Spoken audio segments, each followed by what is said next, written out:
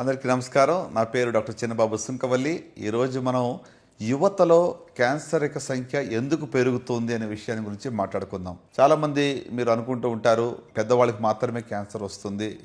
నిజానికి ఒకప్పుడు అది సత్యం కూడా నేను చెప్పవచ్చు. ఎందుకంటే as the age increases the risk of cancer increases. కానీ ఇటీవల మనం చూస్తే మార్పు అనేది చాలా ఎక్కువ కనబడుతోంది. పశ్చిమాత్య దేశాలు కంపేర్ చేస్తే ఇండియాలో బ్రెస్ట్ క్యాన్సర్ ఫర్ ఎగ్జాంపుల్ మీరు చూస్తే ఒక 10 సంవత్సరాల ముందుగానే వస్తుంది. ఇటీవల మీరు చూస్తే 30 నుంచి 40 సంవత్సరాల ఏజ్ గ్రూప్లో ఉన్న వాళ్ళకు కూడా ఎక్కువగా క్యాన్సర్ సంఖ్య అనేది మనకు కనబడుతూ ఉంది.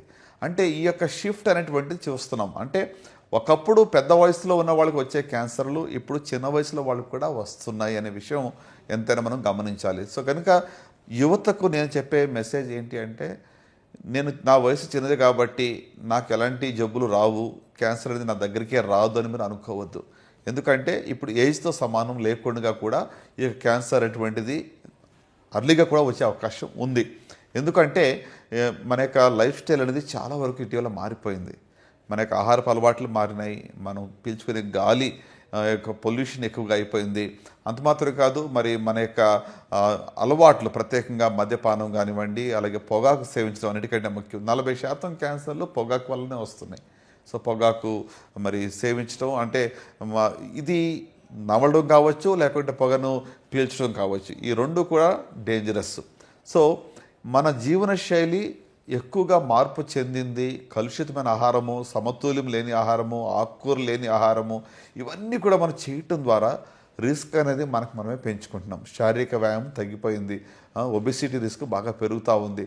సో ఇందుకు ఈ యొక్క రిస్క్ పెరుగుతూనే ఉందని నేను చెప్పవచ్చు. అలాగే జన్యుపరంగా కూడా అంటే హెరిడిటరీ క్యాన్సర్స్ కూడా ఒకవేళ ఫ్యామిలీ హిస్టరీలో మీకు ఎక్కువ మందికి క్యాన్సర్లు ఉన్నట్లయితే రిస్క్ అనేది ఖచ్చితంగా ఎక్కువగానే ఉంటుంది. అంటే ఒక 5 నుంచి 10% హెరిడిటరీగా వస్తూ ఉంటాయి, కానీ మిగతా అన్నీ కూడా మరి స్పొరాడిక్గా వచ్చేటువంటి క్యాన్సర్సే.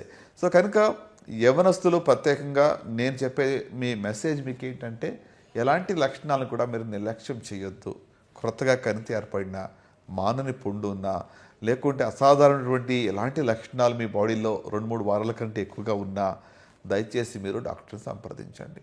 మీరు మత్తు పదార్థాలకు దూరంగా ఉండటం మంచిది, పొగాకు దూరంగా ఉండటం మంచిది, శారీరక వ్యాయామం పెట్టుకోవడం అలవాటు చేసుకోవడం మంచిది, అలాగే ఆకుకూరలు ఎక్కువగా తీసుకోవడం మంచిది, సమతుల్యమైన ఆహారం తీసుకోవడం మంచిది.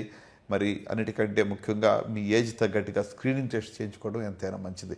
ఇలా చేయటం ద్వారా మనం ఈ జబ్బును మరి అరికట్టవచ్చు, మనం కలిసి క్యాన్సర్ని తరిమి కొట్టవచ్చు. కనుక ప్రత్యేకంగా నా మెసేజ్ ఏంటంటే, యువతలో కూడా క్యాన్సర్ అనేది ఇటీవల ఎక్కువ కనబడుతుంది. కనుక మనం జాగ్రత్త పడదాం, కలిసికట్టుగా ఈ జబ్బుపై పోరాడదాం. ఈ జబ్బును రాకుండా మన వంతు మన ప్రయత్నం చేద్దాం, కలిసిగా పోరాడదాం. ఆహారపు అలవాట్లలో కూడా ఇటీవల యువతలో చాలా మార్పు మనం చూస్తూ ఉన్నాం. ఎందుకంటే ఇటీవల ఇంటి ఆహారము, ఇంటి భోజనం తగ్గిపోయింది. ప్రాసెస్డ్ ఫుడ్, లేకుంటే ప్యాకేజ్డ్ ఫుడ్, లేకుంటే స్విగ్గీ, జొమాటోలు కూర్చుని ఇంట్లో ఒక బటన్ నొక్కితే రెడీమేడ్ ఫుడ్ మన దగ్గర రావడం అనేది ఇటీవల తరచుగా మనం చూస్తూ ఉన్నాం. అంటే నేను ఎందుకు ఇది చెప్తున్నానంటే, మరి you are what you eat. Food is medicine. ఎందుకంటే ఆహారం అనేటువంటిది ఒక మందు అన్నట్టుగా మనం భావించినట్లయితే ఖచ్చితంగా మన ఆరోగ్యం ఎంతైనా బాగుంటుంది. సో కనుక ఇటీవల మరి processed food, red meat consumption కూడా పెరుగుతూ ఉంది. దీనివల్ల క్యాన్సర్ రిస్క్ అనేది పెరుగుతుంది. సో డెఫినెట్గా నేను ఏమంటానంటే, అధికమైనటువంటి ప్రాసెస్డ్ మాంసం తీసుకోవడం హానికరం.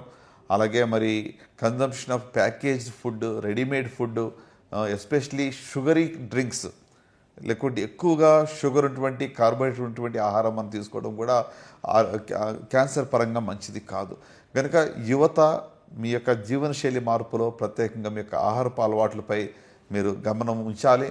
ఆకుకూరలు ఎంతైనా తీసుకోవడం మంచిది. ఫ్రూట్స్ అండ్ వెజిటేబుల్స్ రోజు అట్లీస్ట్ 3 to 5 సర్వింగ్స్ మనం తీసుకున్నట్లయితే ఒక 20% క్యాన్సర్ రిస్క్ తగ్గుతుంది. దీంట్లో యాంటీ ఆక్సిడెంట్స్ ఉంటాయి.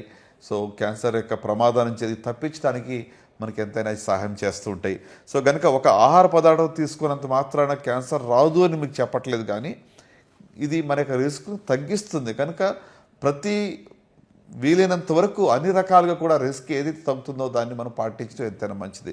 సో మన ప్లేట్లో సగం కూరగాయలు ఉండాలా, పండ్లు ఉండాలా అనేది మనం ఖచ్చితంగా చూసుకుందాం.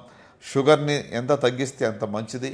అలాగే ప్రోటీన్ రిచ్ ఫుడ్ తీసుకోవడం కూడా చాలా మంచిది. సో కనుక మీ ఆహారంపై మీరు మనసు ఉంచండి, జాగ్రత్త పడదాం. జబ్బుని తరిమి కొట్టడానికి ఇది ఎంతైనా మనకు సహాయపడుతుంది. యువతకు నేను ఒక మెసేజ్ ఇవ్వాలనుకుంటున్నాను. Eat fresh, eat balanced and eat as far as possible home made fresh food. Thank you for watch this video.